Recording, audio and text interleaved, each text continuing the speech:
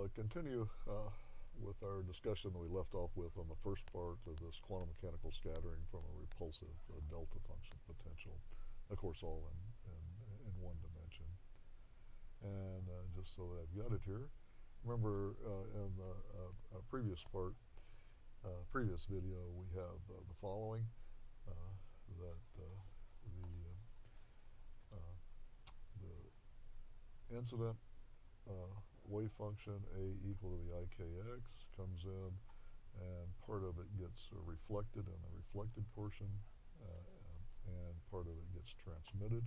We had actually gotten this solution, applied continuity at x equal to 0, and found that we have a nice continuous solution for the Schrodinger equation for this delta function potential that's good everywhere, provided that a plus b equals c was sort of that boundary condition.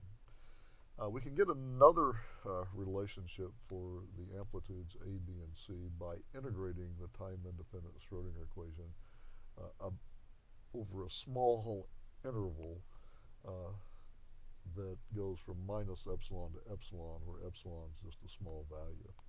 And so I simply take we've done this before break, but just to remember, we take the time-independent Schrodinger equation, here it is, and then integrate both sides from x equal to minus epsilon to x equal to plus epsilon.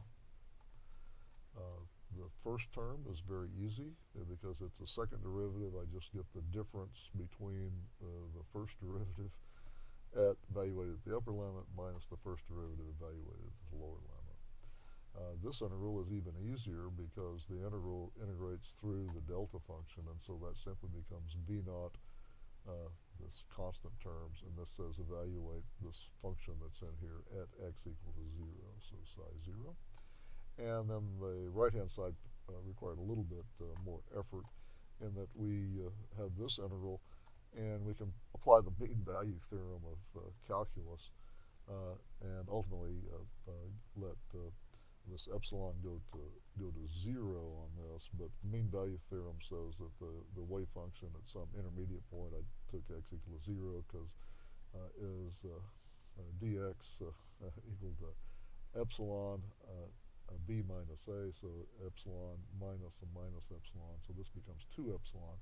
But then I can let epsilon go to 0 everywhere, and the right-hand side vanishes as epsilon vanishes. And the only thing that's left is over here. And I just plug in what those are. Psi prime, the first derivative of the wave function, evaluated from as x goes to 0 from the positive side. Well, on the positive side, the derivative of psi is e to the ik times c e to the ikx. Remember, on this side over here, the wave function is c e to the ikx, so I take the derivative of it, I get this. Of course, I have to evaluate that at 0, and I have to subtract from that the first derivative of the wave function evaluated on the negative side of 0, and that's, of course, the sum of these two. And we have that as well. When I take the derivative, it's e to the ika, e to the ikx, minus e to the ikb, e to the minus ikx. And of course, I have to evaluate that at 0. So all of these get evaluated at 0. I have some choice, actually, on this term, but you could either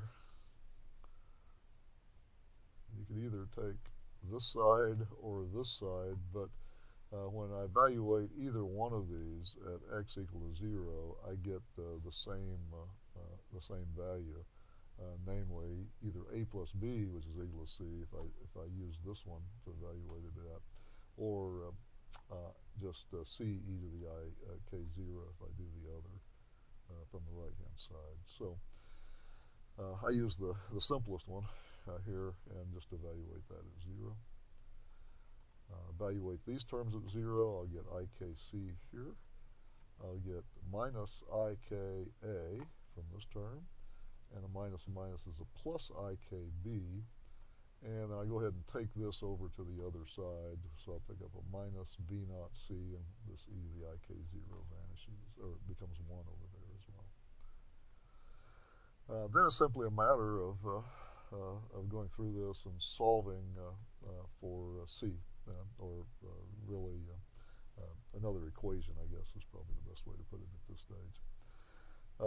Let's see what I did. The first thing I did was I got rid of these minus signs and then took the 2 multiplied through by 2m divided by h bar squared. So I get this over here, and it's going from there. And then what did I do? It looks like I divided through all the way by ik. So there's the I and the k on this term. And I'm down to c minus a plus b. Then I took this c over to the other side, so it became minus c. And then I multiplied through by minus 1. So I get a minus b, and I'll get, I can factor out the c here, so I'll get a 1 and a plus I 2m v naught h bar squared over k. So that's my equation 3. And I combine that with the a plus b equals c with equation 2 above. And I get these 2 equations. The first one, the continuity of the wave function at x equal to 0. And this other one from integrating the wave function through x equal to 0, and then taking some careful limits on it. And now I can use those to eliminate some additional terms. Remember, on these, I don't, the way I kind of look at it is there's 2 equations and 3 unknowns, so you have to be able to solve for 2 of them in terms of 1 of them. Or another way to look at it is I'm assuming that I know the wave function that I'm sending in, and so A would be determined, I guess, and so we can get things in terms of A. In any event, what we'll do is solve these 2 equations for C and B in terms of A. And we've done this before. I've got it set up nicely because now I can just add these 2 equations on the left side. Add those 2. I get 2a, the b and plus b and minus b go out. And when I add this value of c to the one c that's here, I'll get 2 of them. So I'll get a 2 here, here. And then I get a 2 in each term, which I can then cancel out. And then ultimately then solve this for c in terms of a. So we'll have that term. And now then I can go back and plug that back into the fact that from continuity a plus b has got to equal to c. So plug in c term over here and solve for b. Solving for b, I just have to take the a over to the other side, and then I put these over a common denominator. So the minus 1 becomes multiply top and bottom by 1 plus m v naught h bar squared k over h bar squared k. And I get this here with the minus sign, and I add 1 to it. The 1's will cancel, and then I get b.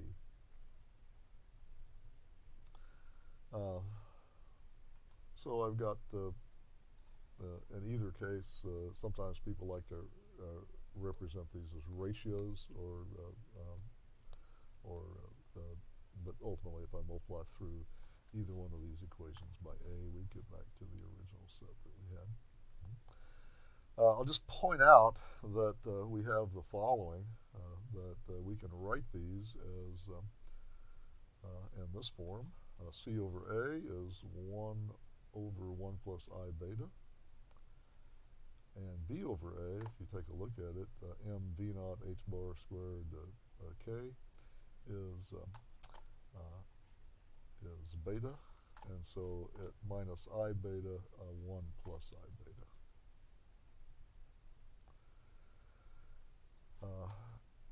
These amplitudes would have the same units, and really you can see it from here, either one of these. I'm adding to a dimensionless quantity, this quantity over here, I is dimensionless, and so beta needs to be a dimensionless quantity. And let's take a look at some unit analysis to determine beta. And to see this, we have to remember that actually delta functions have units to them. If you remember, an integral over all space of delta of x dx has got to equal 1. And this is just a sum of these two. So just looking at units, it's the units of the delta function, the units of dx, that's spatial, and the units of just 1 is 1. But x's as distances are measured in meters, and so the units of a delta function in one dimension is reciprocal meters. And if you take a look, each one of these terms has to be dimensionally the same. And in particular, this term has to be dimensionally the same as energy times that. So if I just look at the dimensions of the delta function potential term, it's the dimension square brackets, meaning just look at the dimensions, is the dimensions of energy times the dimensions of psi. But I've got that on both sides, so I can cancel. Dimensions of energy, or our units are just joules. The delta function we've just seen is inverse meters, and so the dimensions of this constant V naught is as joules times meters when I multiply through by meters here. And now then you can go through and see that that our beta, which is this, has dimensions of mass, of V naught, of h bar squared, and k. And I know mass is in kilograms. V naught we just got is joules times meters. The h bar is in joules seconds, so it's squared, so I have a joules times seconds, joules times seconds. And then k is reciprocal meters. The joules will cancel out, or one set of them, and then I can substitute in what a joule is. A joule is a kilogram meter squared per second squared. And when I do that, the kilograms go out. I get the seconds squared. Okay. And I get the inverse meter here, so one of these meters will cancel this one, which will cancel one on top, and so beta indeed is dimensionless.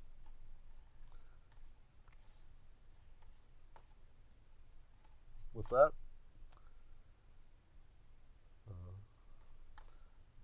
probably the most convenient form to write our relationships between the amplitudes of the wave functions, our A, B, and C values, is in terms of this dimensionless constant.